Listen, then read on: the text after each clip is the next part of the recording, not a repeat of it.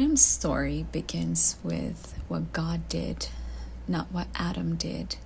God created him in his image, breathed life into him, gave him a place, a calling, provision, a command, and companionship. That gives us first major observation. Adam received before Adam was required to obey. God's generosity preceded God's prohibition. Genesis 2:16 through 17 essentially gives Adam an enormous yes. The trees of the garden are available to him, and one no.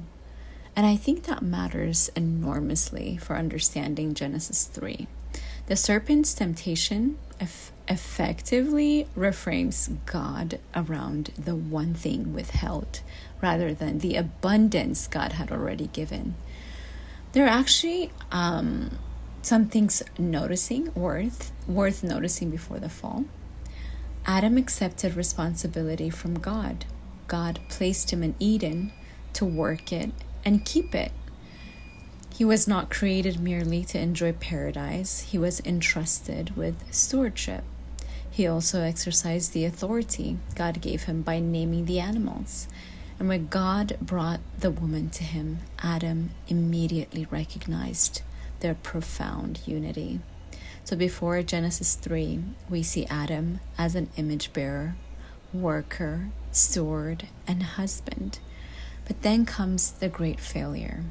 Adam's weakness. He knew God's commandment. He just did not submit to it.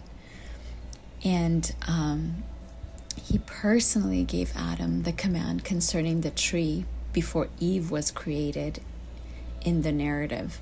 Genesis 2:16 through 17 records the command, and Eve's creation follows in verses 21 through 22. Then Genesis 3:6 gives us a devastating little detail. Eve gave the fruit to her husband who was with her, and he ate. Adam's fundamental problem, therefore, wasn't lack of information. He knew, he just did not obey.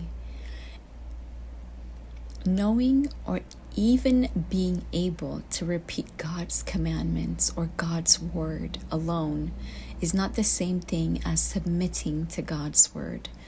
But there's another weakness in Adam that I think is truly instructive.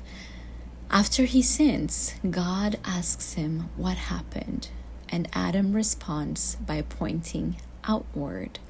The woman whom you gave to be with me.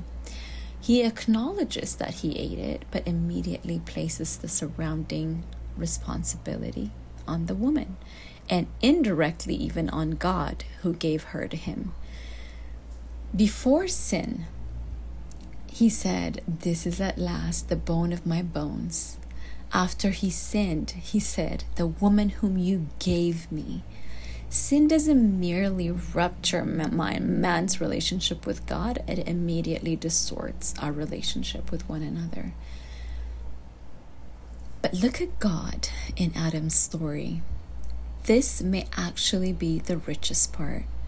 Adam sins, he hides.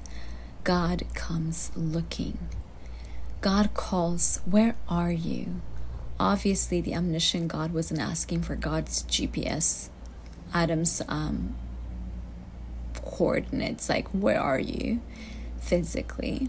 The narrative presents God as confronting the hiding man and drawing him into an accounting of what happened.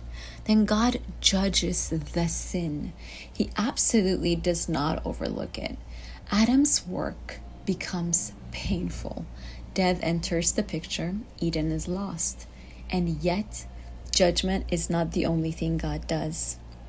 Before Adam and Eve leave Eden, God makes a garment and clothes them. And amid the judgment, in verse 15, God promises of a woman's offspring who will ultimately crush the serpent's head.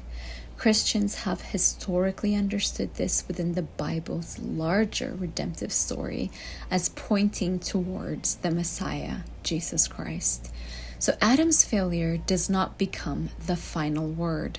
Man rebels, God judges, and God begins revealing his purpose of redemption.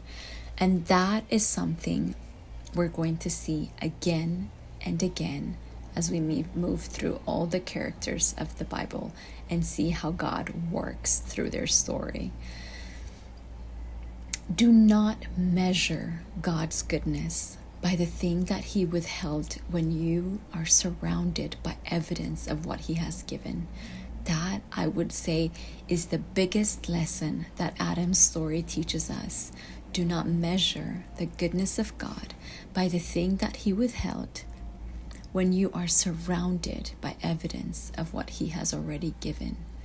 Adam had life, God's image, God's presence. He had purpose, work, food, beauty, marriage, a garden to cultivate. The temptation directed attention towards the one forbidden thing. See the pattern? There is also a sobering lesson about ordinary obedience. Adam's great test concerned a command he already knew. The issue was not whether God's word would remain authoritative. The issue